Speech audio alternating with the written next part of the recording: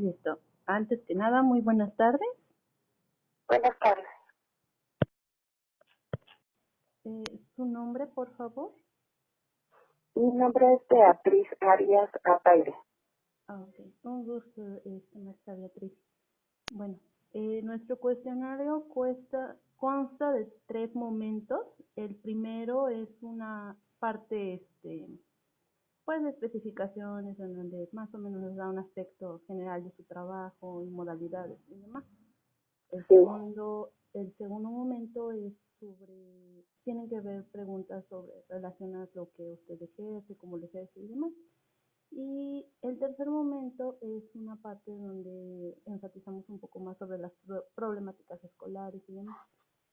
Entonces, comenzamos. Sí. Está bien. Solamente quisiera que me hablaran en voz suficientemente alta para que pudiera escucharte bien las preguntas. Ok, sí. Muy bien. Entonces, bueno, ¿sí me escuchó cuando le dije lo de los 3 momentos? Sí, sí, lo escuché bien, gracias. Ok, perfecto. Bueno, pues entonces comenzamos. Mi primera pregunta es en el primer momento. ¿Cuál es su profesión o título académico? Bueno, yo soy licenciada en Comunicación Humana con maestría en Psicología Educativa. Perfecto. ¿En qué institución ejerce sus servicios? Trabajo en la Universidad Autónoma del Estado de Morelos y trabajo para el Instituto de Educación Básica del Estado de Morelos. ¿Cuánto tiempo lleva trabajando en dichas instituciones? En la universidad llevo trabajando 22 años y en el Instituto de Educación Básica llevo trabajando 14 años. Muy bien. ¿Puede dar una breve descripción acerca de los quehaceres en ambas instituciones? Sí, bueno, en la Universidad Autónoma del Estado de Morelos trabajo impartiendo materias del eje psicopedagógico en estudiantes que se están formando a nivel profesional en las licenciaturas de docencia, ciencias de la educación, educación física, enseñanza del inglés, comunicación y tecnología educativa y enseñanza del francés. O sea, son personas que se están formando como profesionales de la educación. Y en el Instituto de Educación Básica trabajo en el área de desarrollo educativo, que es donde se proyectan y se operan los programas de apoyo a la mejora educativa y de innovación educativa para educación básica. Realiza muchas actividades. Según su experiencia como profesional durante la práctica en ambas instituciones, ¿qué distingue a la psicología educativa de la pedagogía? Porque hay mucha controversia en que, bueno, se tiene la idea de que ambas dirigen hacia el mismo punto, pero bueno, ya usted ha experimentado con ambas ramas y nos puede decir alguna diferencia que exista. Sí, bueno, desde mi perspectiva entiendo que la psicología educativa es un área de la psicología de especialidad que estudia cómo se produce el fenómeno enseñanza-aprendizaje y cómo aprenden los estudiantes. Y la pedagogía, pues, es una disciplina que estudia los métodos de enseñanza propiamente tal. Y, por lo tanto, pues, yo creo que sí hay una diferencia clara, ¿no? Porque la psicología educativa estudia cómo ocurren los procesos de enseñanza y de aprendizaje, y en el caso de la pedagogía estudia los métodos específicamente de enseñanza. Digamos que la psicología educativa es una de las ciencias de la educación, al igual que la pedagogía, pero la pedagogía, digamos que se aboca a tratar de entender cómo hacer que el estudiante aprenda y cómo debe enseñar el docente o el profesional de la educación. Y la psicología educativa, desde mi perspectiva, es más general, ¿sí? Es decir, estudia en general cómo ocurren todas las formas de aprendizaje humano. Claro, pues sí, a partir de ellas es como se deriva ahora sí que el adquirimiento de los conocimientos. Este, a partir de esto, ¿cómo interactúan estas dos profesiones en el objetivo, en el ámbito educativo? Vaya, ¿cómo se, ¿Relacionan? cómo se llevan a cabo estas hacia un mismo objetivo? Pues sí, sí tienen el mismo objetivo, digamos. El objetivo común es la educación, ¿no? Los procesos educativos. Y yo creo que se relacionan porque si la psicología educativa estudia cómo,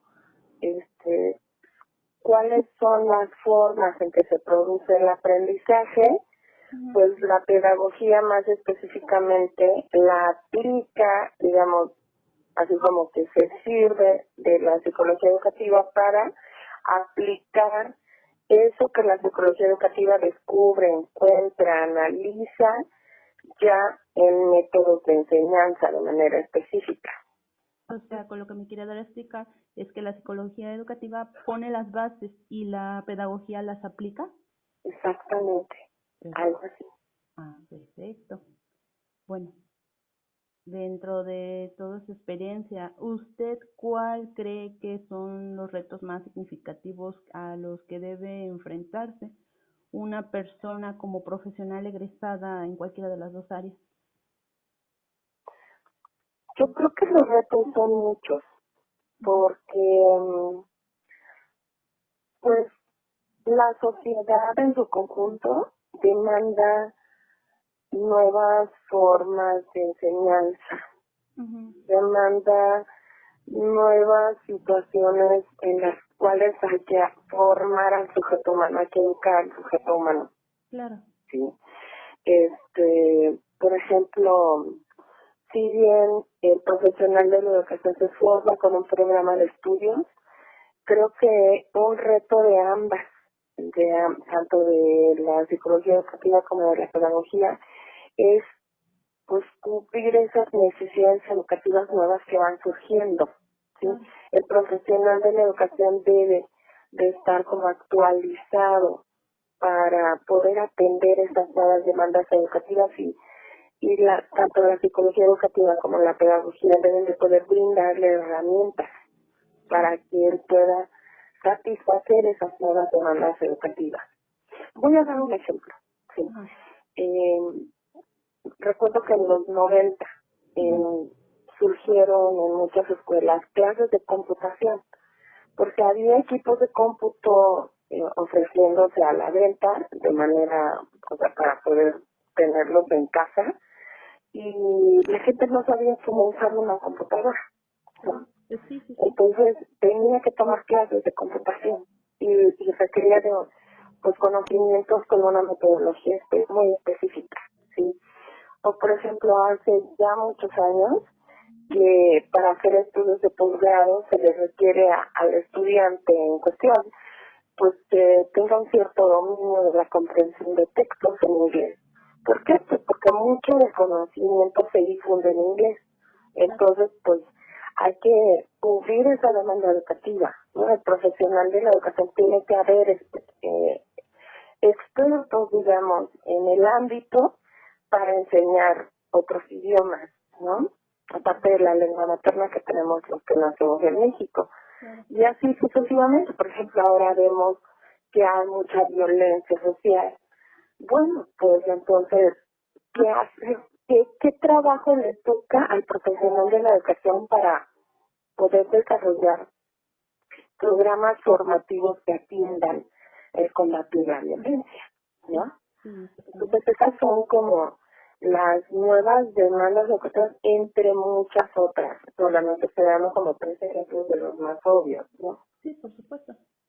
Sí, de hecho sí, no nada más eso, también otro, quizás, bueno, aportando un poco a la discusión, yo creo que también otro de los grandes retos a los que se enfrentaría es el abarcamiento de educacional hacia otros ámbitos en donde por cuestiones X o derivadas del entorno no se puede como tal alcanzar niveles educativos, llámese, por ejemplo, en lugares donde hay pobreza extrema en diferentes partes de México, o en el caso de otros lados del mundo donde existen guerrillas y eso, por lo mismo de que no se puede como tal estar establecidos en un solo centro. Creo yo desde mi perspectiva que debería de haber métodos nuevos de enseñanza, innovación en los métodos, ya no el tradicional de las escuelas, sino en otros ámbitos educativos. No sé si compartimos la misma idea. Sí, mira, yo creo que la virtualidad en la web ofrece como un recurso, ¿no? Que se puede acercar, que pueda acercar el conocimiento a las personas de muchos ámbitos. Ahora mismo estoy pensando en la propuesta de un hindú en el que esa propuesta consistía en que él instaló equipos de cómputo con internet al acceso de los niños hindús así en las calles, ¿sí? Instalado dentro de una pared, digamos, un equipo de cómputo, los niños puedan llegar y teclear muchas búsquedas de información y estaba como a libre demanda de de los niños en India y le empezó a generar resultados, ¿no? Los niños empezaron a hacer preguntas cada vez más interesantes, cada vez más exploratorias sobre temas muy específicos, de situaciones que ellos están viviendo actualmente. Y me parece que en efecto sí, las metodologías, las formas tienen que cambiar para abastecer esas necesidades educativas. Exactamente. Bueno, pasamos a la segunda etapa, Sí. que es durante el ejercicio. Nuestra primera pregunta que comienza esta etapa es: ¿qué métodos utiliza durante la clase o exposición para que los alumnos adquieran un aprendizaje significativo como profesional de psicología? Casi no escuché la pregunta, perdón por el volumen. Sí. Perdón. Ok, la vuelvo a repetir. Sí, gracias. ¿Qué métodos utiliza durante la clase u exposición para que los alumnos adquieran un aprendizaje significativo como psicólogo? Sí. Bueno, pues, o sea, ¿te refieres a un psicólogo en proceso de formación? Bueno, replanteo la pregunta. ¿Qué métodos como psicólogo utiliza usted para que los alumnos aprendan? Ya, sí. Bueno, pues déjame decirte que para mí es muy importante que los chicos, que las personas o que los estudiantes con los que voy a trabajar, se encuentren motivados, se encuentren interesados, ¿sí? Porque me parece que la motivación es un aspecto muy importante. Yo siempre he pensado que una persona no va a aprender o no va a desarrollar el conocimiento de manera significativa si no hay motivación, Claro. ¿sí? Para aprender. Entonces, pues, una de las cuestiones que hago es, por ejemplo, trabajar con el método de la pregunta detonadora, ¿no? Lo hago primero para explorar cuáles son sus conocimientos previos, ¿sí? Para sondear o conocer, tener una especie de diagnóstico de en qué nivel de información están los estudiantes o los chicos sobre el tema que les voy a tratar, ¿sí? Después, lo que hago es motivar en ellos la indagación sobre el tema, ¿sí? Y yo voy cuidando, obviamente, que ellos vayan, la información que ellos aporten, voy tomando para que se comparta en clase aquella información que es la información correcta, la información adecuada sobre el tema. Claro.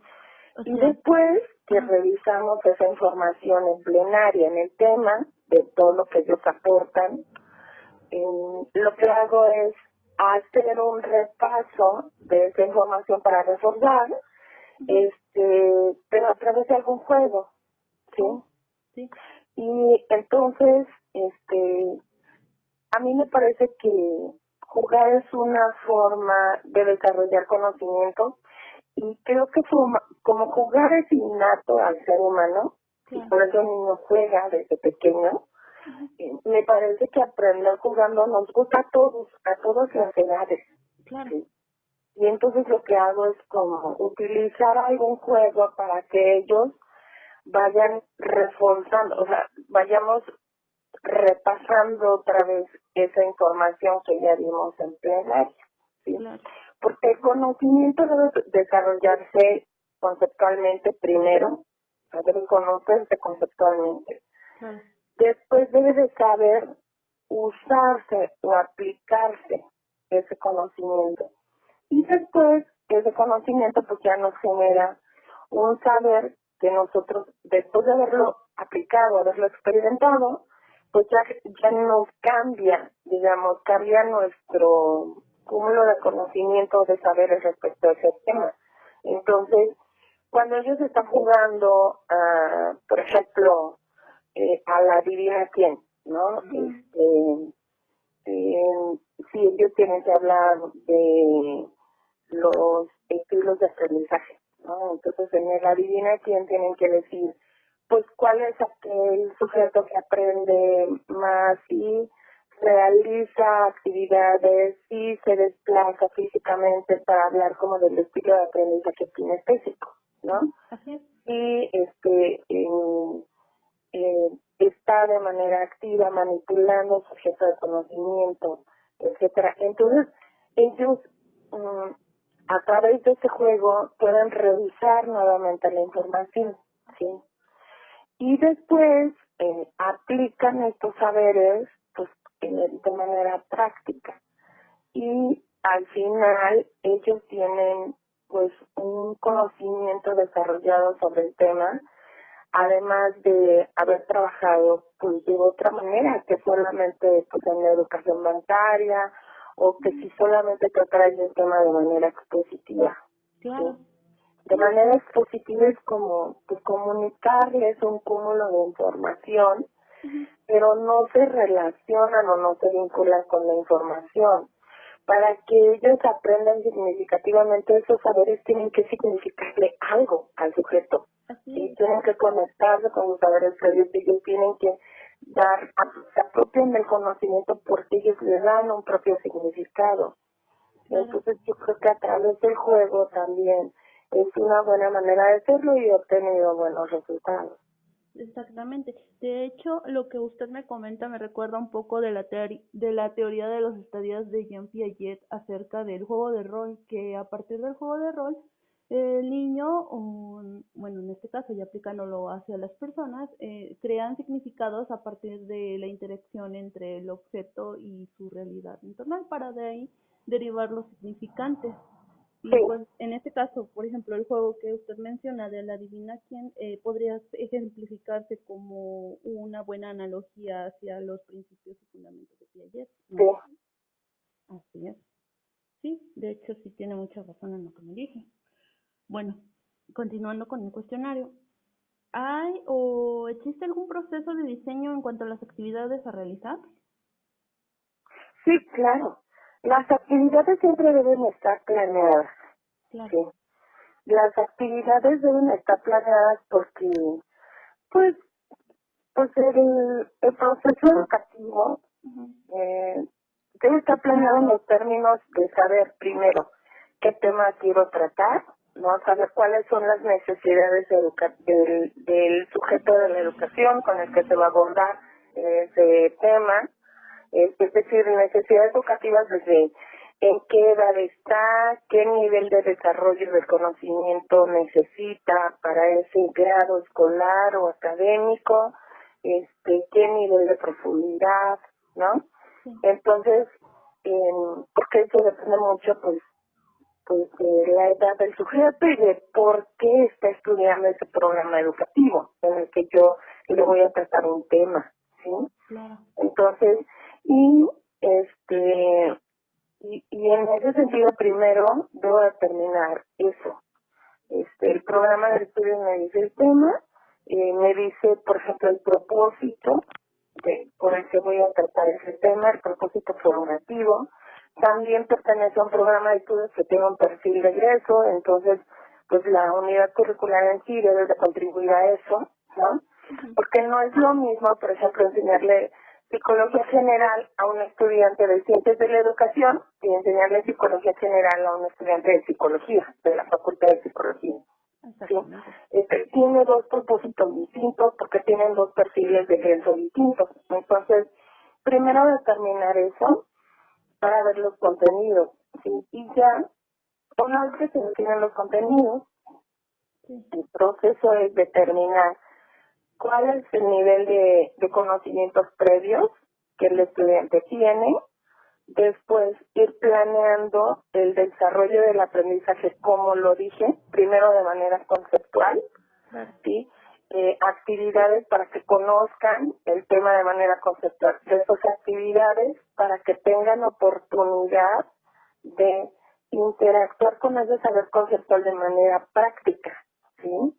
Y después al final, pues el proceso de evaluación, que es meramente un proceso de retroalimentación en el que el profesional de la educación o el docente conoce cómo se desarrollaron en sus estudiantes los saberes, hasta qué punto desarrollaron esos saberes y qué es lo que puede hacer para aportar o afianzar esos saberes que ellos desarrollaron.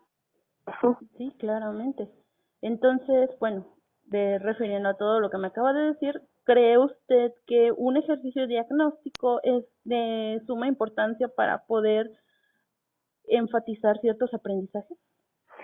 Sí, cuando se pone al estudiante al centro del proceso de aprendizaje, el ejercicio diagnóstico es muy importante, porque estamos atendiendo a lo que él ya conoce y de esa manera nosotros le vamos a hablar a él a partir de lo que ya sabe, a partir del conocimiento que ya posee sobre el tema, porque eso él ya es algo que ya aprendió, ya asimiló, digamos.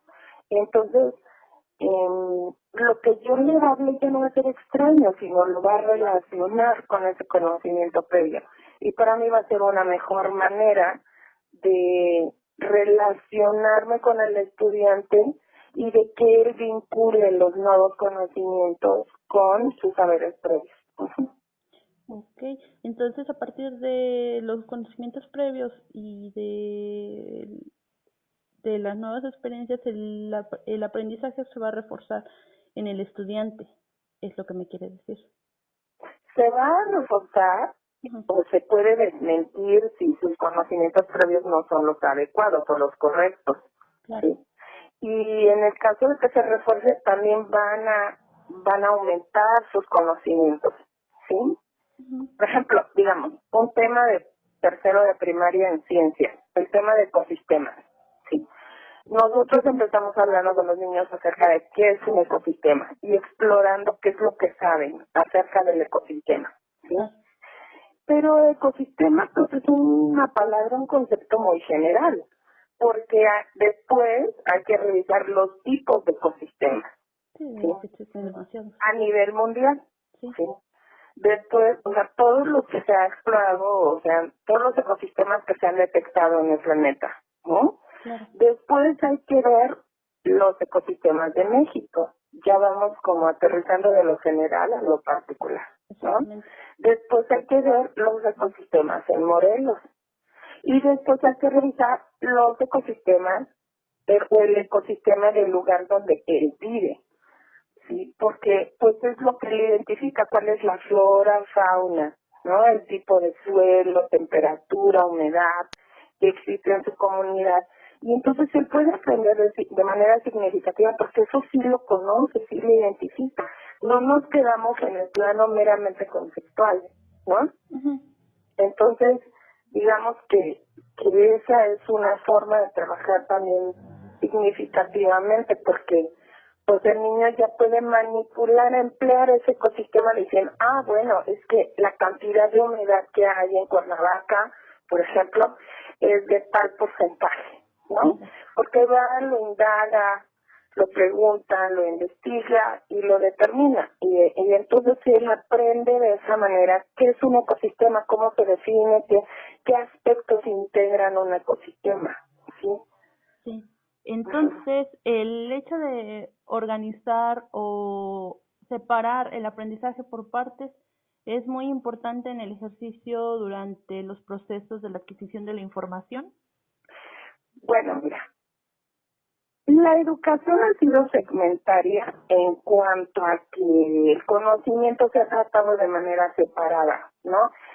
Y yo creo que hay un punto en que el conocimiento debe ser tratado sí de manera separada, pero después debe haber otro punto de la enseñanza, del proceso de enseñanza-aprendizaje, en el que la educación debe ser integral. Esto es, relacionar los conocimientos entre sí. O sea, abordar en el programa de ciencias conocimientos de matemáticas, de valores, de lectura o de desarrollo de la lengua, ¿no? Del uso del habla, otros temas, ¿sí? Claro, Eh, Digo, sí, hay un punto en que debe ser tratado el conocimiento de manera segmentaria porque hay ámbitos del conocimiento, ¿sí? Hay ámbitos del saber, claro, pero sí debe haber otro punto ya en el desarrollo del tratamiento de los temas en que el profesor tendrá oportunidad para tratar estos temas de manera integral. Porque precisamente la educación segmentaria, o sea, no vincular los temas de matemáticas con valores y ciencias, se vuelve un problema, ¿no? El sujeto sabía repetir fórmulas y demás, sí, sí, pero no cómo integrar esos conocimientos en su vida cotidiana. Y ahora uno de los propósitos esenciales de la educación es que la educación sea para la vida, o sea, que claro. le sirva al sujeto para su vida en general, no solamente para probar de grado académico, ¿no? Sí, por supuesto. De hecho, nuevamente me recuerda a otra teoría pero esta ya no es educacional, sino interactiva, Sí, sobre teorías de la interacción. Me parece que era es- Stricker, Stricker, Sheldon Stricker, quien decía que las interacciones derivan a partir de la clase social en la que se desarrolle una persona. Por sí, ejemplo, una persona que aprende en una clase media va a ser significativo o va a agarrar ciertos conocimientos a partir de esa clase media. Si sí, esa persona se le transmite a una posición alta o superior, digamos una clase burguesa, no va a comprender como tal ese entorno, sino sí, que va a diferir de ciertas estimaciones o de ciertos significados debido a que ha sido criado en el entorno medio. Por ejemplo, sí, ajá, se dice que los niños de Brasil, específicamente de la parte de una parte peligrosa de Brasil, no, ahorita no recuerdo muy bien el nombre, sí, no, algunos niños no van a la escuela, pero saben matemáticas, debido a que su situación actual les exige que aprendan las matemáticas para hacer comercio. Entonces, a lo que me está diciendo usted de los nuevos métodos de la educación es que estos conocimientos ya no van a servir tanto como anteriormente decías para ser una persona culta o para ser una persona con mucho conocimiento, sino que ahora lo que están tratando de hacer es que ese conocimiento sea aplicado a la momentos vida cotidiana, exactamente a la vida cotidiana. sí, Oh, sí, mira, claro. qué Ajá, interesante. y educarlo de manera integral, Ajá, integral. vincular los saberes entre sí para educarlo integralmente. Perfecto. Bueno, Ajá, pasamos a la tercera parte del cuestionario. En este caso sí, son todo lo que es relacionado a las problemáticas escolares. sí, Con nuestra primera pregunta. Bueno, con todo esto que nos acaba de decir, de que tratamos de que hacer que el estudiante, a partir de sus conocimientos, compare y analice y fortalezca y establezca para su vida diaria. Bueno, ¿qué pasa si durante esta ejecución uno de los niños empieza a mostrar conductas no deseadas o fuera de lo que nosotros esperamos? Ajá. ¿Qué es lo adecuado hacer en estos casos como psicólogo? Mira, yo creo que cuando un niño está mostrando como conductas no deseadas, te refieres así como a ser agresivo, o mostrar rebeldía, o mostrar apatía, ¿a qué específicamente? Podríamos decir en este caso apatía, porque llega a haber muchos casos en donde a lo mejor el profesor es muy bueno, contribuye con un buen material académico, trata de incluir a sus estudiantes dentro del mismo contexto escolar y sin embargo este estudiante, por más refuerzos que se le pongan, no trata de poner de su parte. Entonces, Mira, eso pasa constantemente en los grupos, en las escuelas, ¿sí? Siempre vas a tener oportunidad, cuando si te dedicas a ser un profesional de la educación, de enfrentar ese tipo de situaciones, desafortunadamente. Yo creo que lo primero que el profesional de la educación debe hacer es cuestionarse qué le hace falta a él para integrar al niño al proceso formativo, educativo, ¿sí? sí, Porque yo he escuchado luego a docentes decir, ay no, le vas a dar clase al primero B, no, ese grupo es terrible, no sabes. Y yo pienso que no hay grupos terribles, claro, ¿sí? Yo pienso que hay profesores que les hacen falta estrategias claro, efectivas, ¿sí?, para el aprendizaje. Pero cuando se muestra el caso de un niño particular y no de todo un grupo, pues entonces yo quiero pensar que a ese niño le pasa algo. Y claro, casi siempre eso que le pasa es algo que lo limita, es algo limitante. Por lo tanto, va a ser una problemática que el niño esté enfrentando. ¿Sí? sí, Y sabes, pues sí es responsabilidad del docente también y del profesional de la educación detectar ese tipo de casos y pues darles una atención. Si bien el profesional de la educación en el aula específicamente, el docente, no tiene todas las herramientas o los elementos para tratar una problemática, sí tiene una formación suficiente que le permite detectar esa problemática, ¿sí? claro, Y más o menos tener una orientación acerca de qué tipo de limitaciones. Y sí tiene que remitirlo a una atención especializada, porque sí existen expertos o especialistas en claro, los campos distintos. Depende de que sea, porque por ejemplo un niño puede dejar de participar porque empezó a experimentar pérdida auditiva o pérdida visual, ¿sí? O pues, algo orgánico, algo físico, ¿sí? claro, Pero también puede ser algo psicoafectivo, ¿sí? sí, Y también eso psicoafectivo puede venir por una situación de violencia intrafamiliar o a lo mejor por una situación de acoso escolar o tal vez por procesos mismos que pasa el sujeto en el desarrollo de de la estructura de su personalidad, ¿no? El desarrollo de su personalidad o no sabemos. O sea, que habría que ver como en cada caso de qué se trata ujú, y sí le toca al docente porque el docente es el que detecta si por supuesto, esto empieza a ocurrir y que empieza a experimentar alguna situación limitante. Y, y repito, si bien el profesional de la educación, el docente, como docente, no tiene una formación específica para abordarlo, sí tiene una formación para detectarlo y remitirlo. Y a mí sí me parece muy importante que lo remita porque la atención especializada va a ser siempre lo más correcto. ¿Sí? claro, Ahora, está también en la actitud y buena disposición de recibir orientaciones acerca de cómo apoyar a ese chico en el aula, por en la supuesto, escuela y sí, de manera personal como sujeto humano, ¿no? que en este También, caso eso sí, sería, el docente sí debe tener una obligación respecto de ello. exactamente, bueno, Dentro de los problemas escolares, ¿cuáles son los que comúnmente ha visto? Pues yo creo que el que más he visto, desafortunadamente, bueno, problemáticas escolares existen muchas. Podríamos hablar por temas acerca de ellos, ¿no? Pero, por ejemplo, para hablar de la deserción escolar. Yo he visto la deserción escolar últimamente más por problemas económicos de las familias.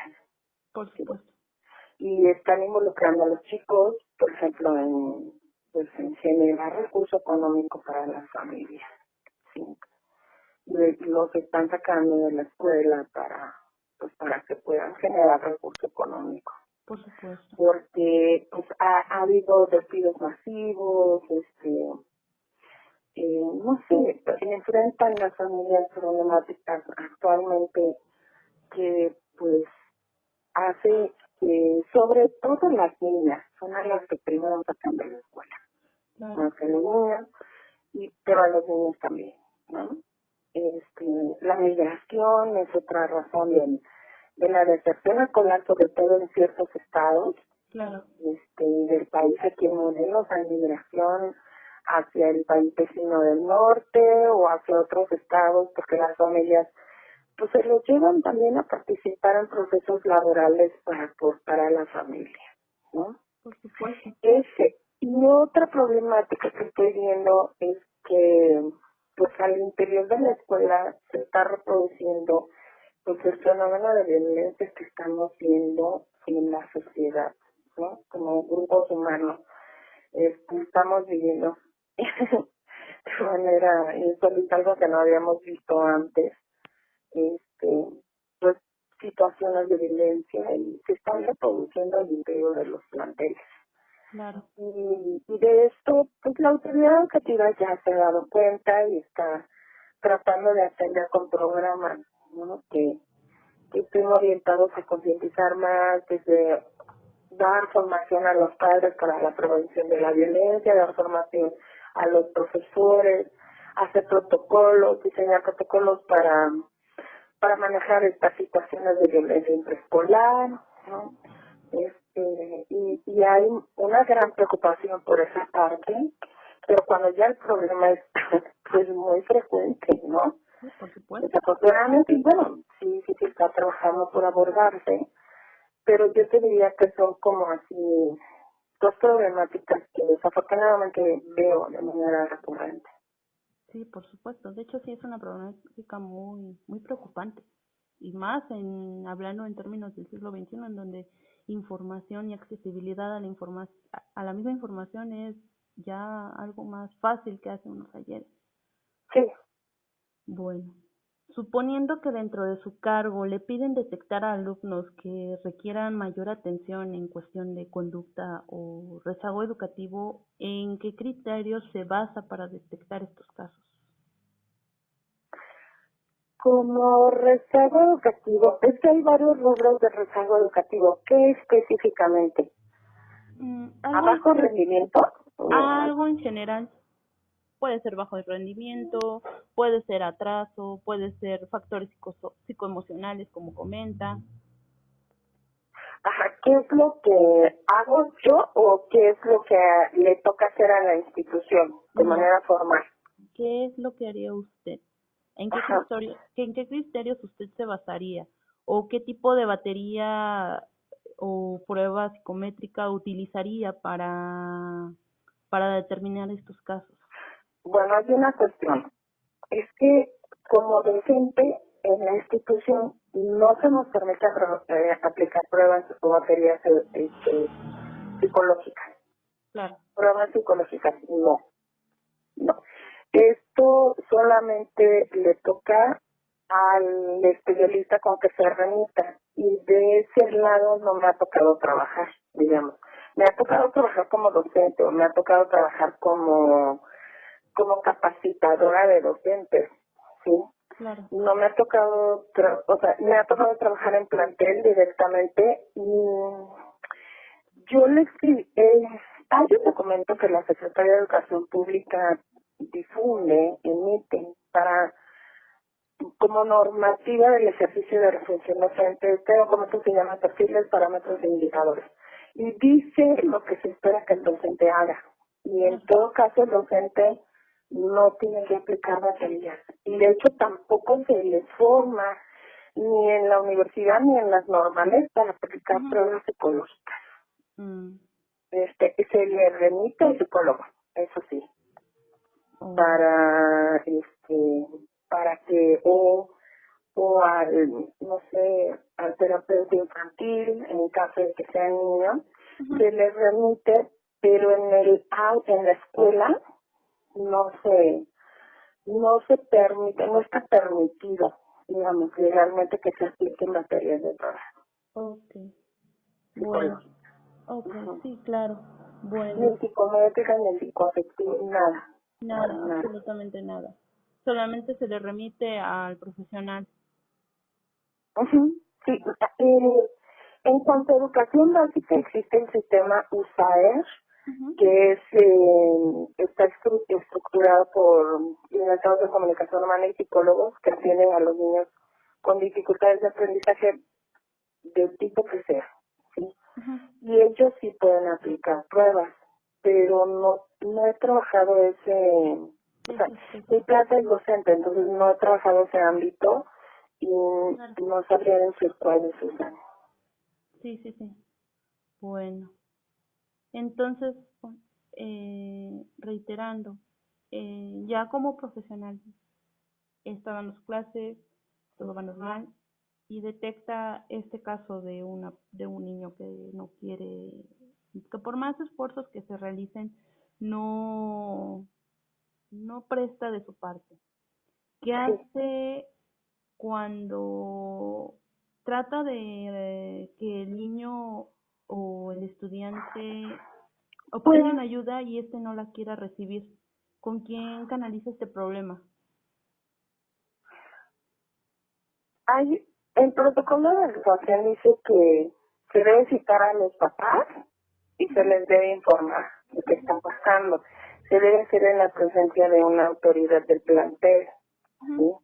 Y se le debe remitir al experto. Pero de manera personal, yo creo que el profesor puede hacer mucho.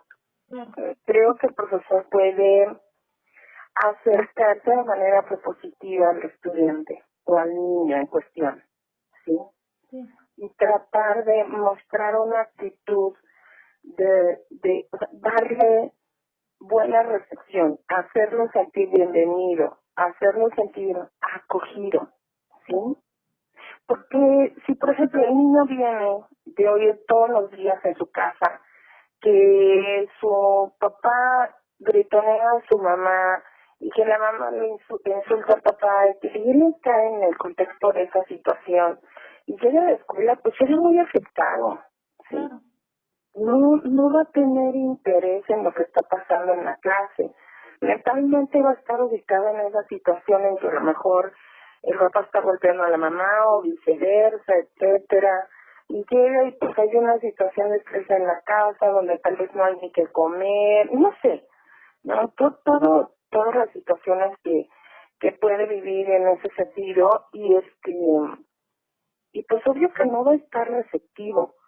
Pero si el profesor está consciente de eso, puede hacer lo posible para brindarle en el aula o en la escuela un espacio donde él se sienta acogido, digamos. Por supuesto. Y donde él se sienta por lo menos lejos por un rato de esa situación que está viviendo. Y eso va a generar un rapport positivo, donde probablemente el niño encuentre una oportunidad para vincularse con el proceso de aprendizaje. Por supuesto. Bueno, y si después de todo esto, de que a lo mejor el profesor hace de su parte para que, pues, de él parta la idea de que el niño obtenga un mejor desempeño y demás, pero no lo logra, ¿cómo comunica estas inquietudes? Por ejemplo, hablemos de un niño, ¿no? Que a lo mejor sufre violencia intrafamiliar y todo, pero tiene miedo. Pues es que normalmente el sujeto que no dialoga, pues a lo mejor dibuja, a lo mejor juega algo. Claro, para comunicar. A lo mejor escribe algo para comunicar, ¿sí? El profesor tiene que estar receptivo a ello, claro, ¿sí? Y eso, como repito, es muy importante porque probablemente si el docente desarrolla esa actitud con su niño, probablemente sea el único espacio donde ese niño se pueda sentir a ratos a salvo. claro. Y transmitir estas inquietudes hacia los padres, ya en un determinado caso, ¿cómo se realiza sin interferir con el principio de confidencialidad ético? Por ejemplo, como vuelvo a citar el caso anterior, el niño tiene miedo de que su padre y su madre sepan que tienen rezago educativo debido a que a lo mejor en casa hay una conducta muy violenta. Sí. ¿Cómo le hacemos saber a los padres de que de esa conducta violenta es que se deriva ese comportamiento sin Pues sí ha interferir con el... ocurrido. Hay formas de hacerlo saber, ¿no? Por ejemplo, si solamente lo hacemos saber como queja, Sí, pues el papá más seguro es que vuelva a su violencia contra el niño, ¿no? Pero si la comunicación al padre del evento de que el niño sea violento en la escuela, pues se le explica diciéndole que los niños no nacen siendo violentos, sino que desarrollan lo que aprenden, lo que ven. Entonces involucramos a papá en la situación y le hacemos saber que él está siendo un modelo y ejemplo de la conducta de su niño por supuesto. para sensibilizarlo al respecto y si no, por lo menos para informarlo. Así es. Que lo que el niño aprende, pues no lo aprende de la calle, o probablemente sí, pero también lo aprende de su casa, Por ¿sí? supuesto. La confidencialidad es muy importante, Sí, pero también tiene sus alcances, ¿no? Porque, por ejemplo, la ley obliga hoy en día a los profesores a que si un niño le denuncia, por ejemplo, abuso sexual, el profesor no puede quedarse sin nada, por supuesto. sino que tiene que proceder con una denuncia. Sí, Y lo tiene que hacer él primero con su autoridad educativa, y su autoridad educativa inmediata tiene que proceder con denuncia. Eso existe ya en protocolos, ya está predeterminado, digamos. claro. Porque pues si se desea como detener ese abuso sobre el menor, pues se remiten las instancias, ¿no? Por supuesto. Debidas para la atención del menor Claro. en situación de abuso. Y pues yo creo que la confidencialidad es muy importante porque pues a lo mejor a veces el profesor va a ser la única persona en la que el niño sienta confianza para tratar o abrir los temas que le agobian, ¿sí? Claro. Pero por otro lado también el profesor sabe que pues el hecho de que el niño le hable, le comunique, pues no va a resolver la situación, Sí, ¿sí? por supuesto. La situación no se va a resolver hasta que el niño no deje de vivir ese aspecto que lo está afectando Así en es. su vida cotidiana, ¿no? Así es. Entonces, sí es una posición bien compleja, la verdad, porque para decidir qué hacer, si me quedo callado como profesor o profesora con lo que el niño o niña me cuente, o si procedo, ¿no? Legalmente porque hay una situación en casa o en la familia o en su colonia que lo está afectando, Claro. ¿sí?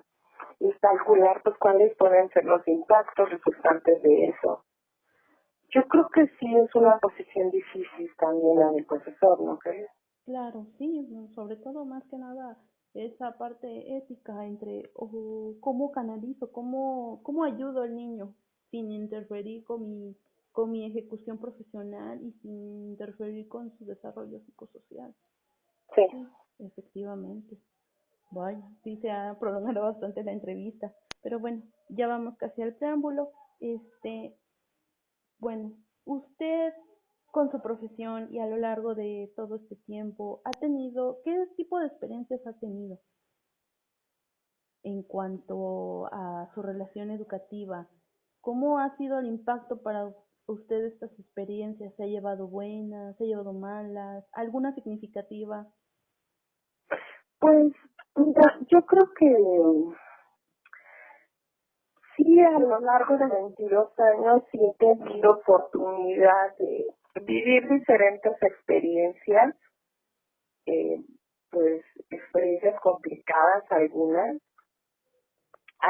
con pues con resultados muy buenos, algunas otras no tanto, porque pues una vez que detecté ciertas dificultades en mis estudiantes, después ellos desertaron, ya no regresaron a la escuela y no ocurrió la deserción porque yo había detectado el problema y eso sí, no era cuestión de tiempo, ¿no? Claro. Y casi siempre esas dificultades fueron relacionadas con situaciones personales. Por supuesto, sí. Sí, también he tenido estudiantes que, por ejemplo, disfémicos, ¿no? Tartamudos. Claro. Y bueno, para un disfémico, pues trabajar en el grupo, como tener que participar, exponer sus ideas y todo. Son niños que son sujetos a acoso escolar, ¿no? Que se burlan de ellos, y lograr que existe un caso de una estudiante, mujer, Sí. que llegó siendo disfémica y que no le gustaba por lo mismo participar verbalmente, comunicar sus ideas o preguntar por su diseño. Y lo primero que hice fue como ir trabajando con el grupo para decir, bueno, todos tenemos características diferentes, Claro. y todos experimentamos problemáticas diferentes, porque algunos no leían bien, otros no escribían bien, otros, y que estábamos en un proceso de formación donde eso, pues se iba a ir superando, se iba a ir desarrollando para mejorarse, y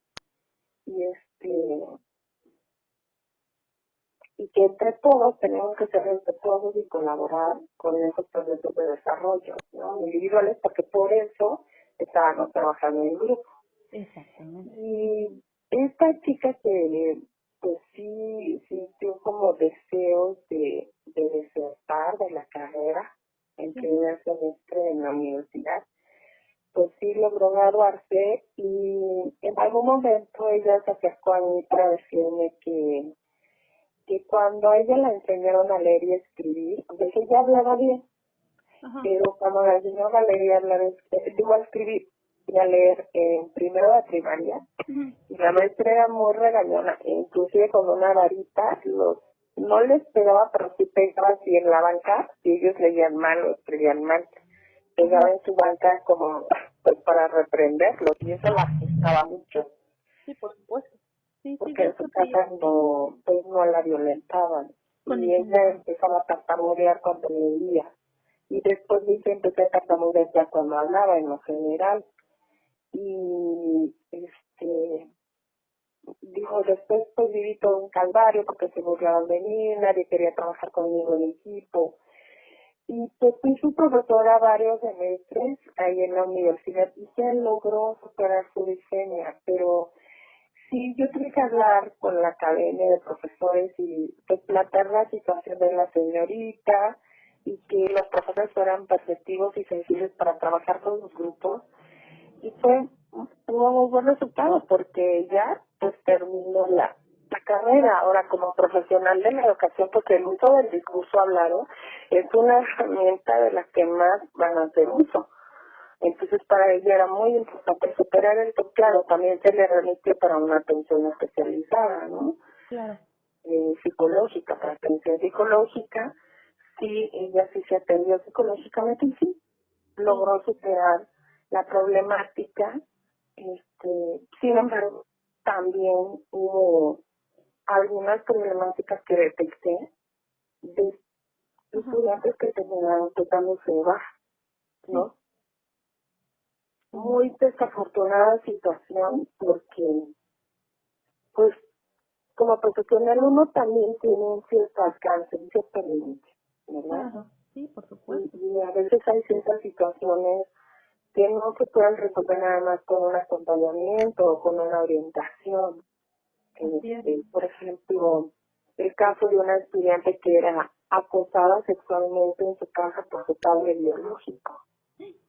La chica no dormía, llegaba al salón y se dormía en el salón, Claro. porque pues ella decía que el papá se le metía en la cama en la madrugada. Y era su padre biológico, y el hecho de que abriera esa situación en su familia había ocasionado una situación terrible, ¿no? Sí, por En su supuesto. familia. Entonces, hay problemáticas que nos rebasan, que van más allá. ¿Qué consejo nos daría a los que estamos estudiando psicología educativa o pedagogía?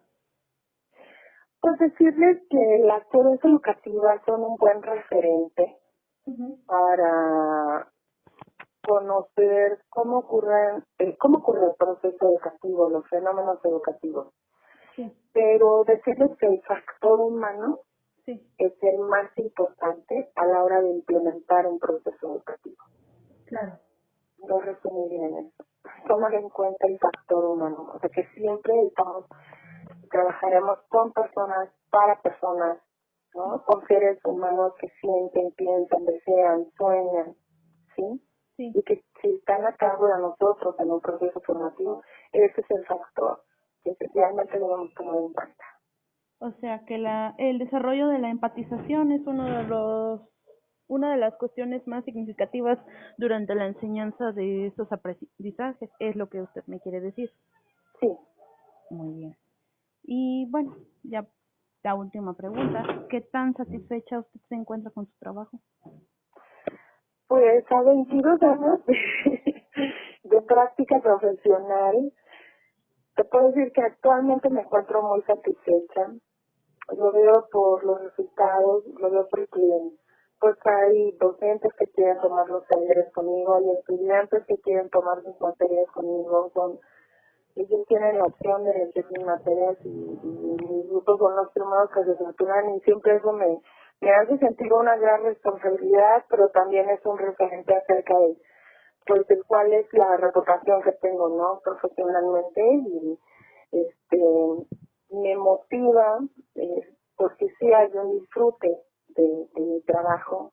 Sin embargo, quiero decir que en el inicio, pues sí llegué a experimentar duda, temor, ¿no? De qué estoy haciendo, cómo lo estoy haciendo, qué tengo que mejorar. Y bueno, son aspectos que sigo tomando en cuenta de tanto los profesores que toman talleres conmigo, los estudiantes en el servicio, como de los estudiantes que a los que les doy clases, sigo tomando mucho en cuenta cuáles son sus necesidades, cuáles son aquellas ideas con lo que ellos creen que se puede mejorar mi práctica docente. Todo eso es algo que sigo actualizándome, sigo en formación, permanezco en formación continua. Sí, por supuesto. Y así lo haré mientras me encuentre en servicio. Claro. Y me he dado cuenta de la importancia y de los beneficios en todos los sentidos, tanto a mi formación, a mi práctica, como a lo que se llevan mis estudiantes, ¿no? El que yo me encuentre actualizada. Actualmente me encuentro muy satisfecha, pero sí sigo curiosa acerca de permanecer formándome, permanecer preparándome y permanecer innovando. Bueno, pues de antemano, muchísimas gracias por haberme respondido, bueno, por haber tenido esta conversación con usted. Realmente adquirimos aprendizajes muy significativos en cuanto a procesos de aprendizaje, abordamiento de los mismos y sobre métodos que se emplean actualmente durante la aplicación de dichos aprendizajes y de las nuevas innovaciones que está haciendo en este caso el Instituto de Educación hacia los nuevos enfoques y los nuevos métodos. Pues ha sido un gusto participar con ustedes y deseo que sea de utilidad la información que les haya brindado. Estoy a la orden para lo que necesiten. Okay. Muchísimas gracias, profesora. Que tengan De una nada, excelente tarde. que tengas buena tarde. Gracias. Hasta luego.